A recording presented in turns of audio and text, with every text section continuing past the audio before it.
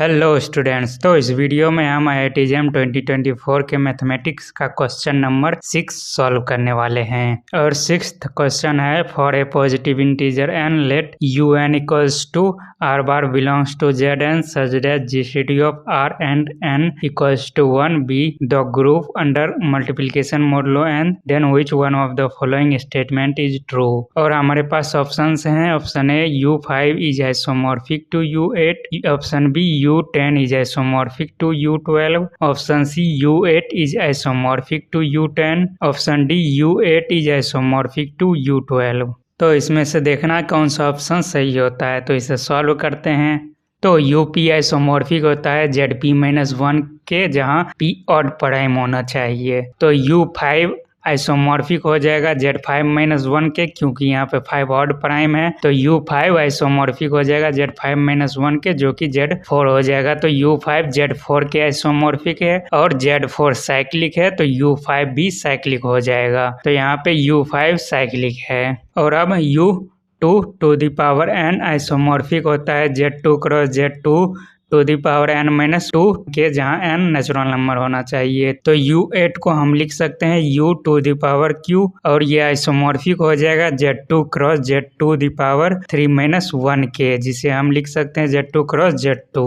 और Z2 cross Z2 एक non cyclic group है, क्योंकि 2 और 2 का GCD 1 नहीं है, इसलिए Z2 क्रॉस Z2 एक नॉन साइक्लिक ग्रुप हो जाएगा। और Z2 cross Z2 non cyclic है, तो U8 के आइसोमॉर्फिक है, तो U8 भी नॉन साइक्लिक होगा, क्योंकि नॉन साइक्लिक ग्रुप का ही आइसोमॉर्फिक होता है। तो U8 नॉन साइक्लिक ग्रुप है। और अब आपको पता है कि UP इंटू Q आइसोमॉर्फिक होता है UP क्रॉस UQ के, जहाँ P और Q का GCD 1 होना चाहिए। तो U10 को हम लिख सकते हैं U2 इंटू 5, तो ये आइसोमॉर्फिक हो जाएगा U2 क्रॉस U5 के, क्योंकि 2 और 5 का GCD 1 है। और U2 फिर आइसोमॉर्फिक होगा Z1 के, क्योंकि U2 में एक ही एलिमेंट आएगा 1, और Z1 में भी एक ही एलिमेंट आता है 0।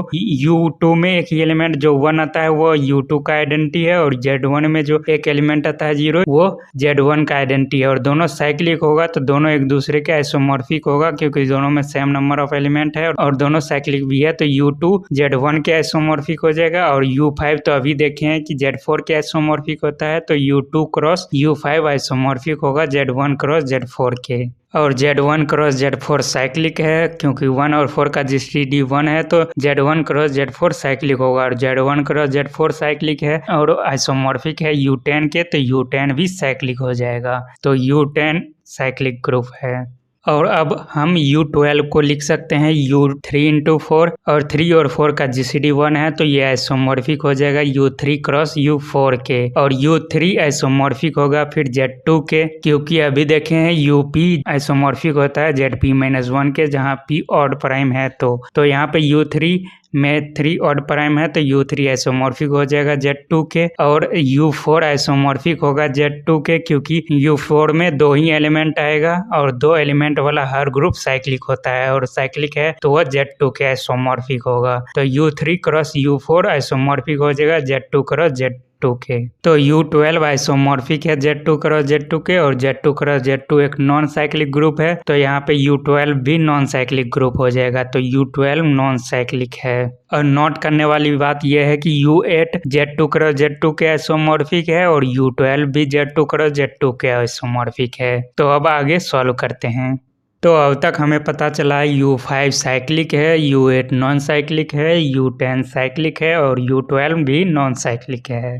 हमें ये पता है कि कोई साइक्लिक ग्रुप के ही आइसोमॉर्फिक होता है। ऑप्शन ए में है U5 is isomorphic to U8। यहाँ पे U5 साइक्लिक है पर U8 नॉन साइक्लिक है, तो U5 आइसोमॉर्फिक टू U8 ये रॉन्ग हो जाएगा, तो ऑप्शन ए गलत है। और ऑप्शन बी है U10 is isomorphic to U12। यहाँ पे भी U10 साइक्लिक है पर U12 नॉन साइक्लिक है, तो ये दोनों भी एक दूसरे के आइसोमॉर्फिक नहीं हो सकता, क्योंकि साइक्लिक ग्रुप आइसोमॉर्फिक होता है साइक्लिक ग्रुप के ही। U10 साइक्लिक है, U12 नॉन साइक्लिक है, तो ये दोनों एक दूसरे के आइसोमॉर्फिक नहीं हो सकता, तो ऑप्शन बी भी रॉन्ग है। अब ऑप्शन सी है U8 is isomorphic to U10। इसमें भी U8 नॉन साइक्लिक है और U10 साइक्लिक है, तो ये भी एक दूसरे के आइसोमॉर्फिक नहीं हो सकता, तो ये ऑप्शन भी रॉन्ग है। और ऑप्शन डी है U8 is isomorphic to U12। यहाँ पे दोनों नॉन साइक्लिक ग्रुप है, U8 भी नॉन साइक्लिक है और U12 भी नॉन साइक्लिक है। और हम अभी देख चुके हैं कि U8 Z2 क्रॉस Z2 के आइसोमॉर्फिक होता है और U12 भी Z2 क्रॉस Z2 के आइसोमॉर्फिक होता है, तो ये दोनों भी एक दूसरे के आइसोमॉर्फिक हो जाएगा। U8 is isomorphic to U12, ये ऑप्शन डी सही हो जाएगा।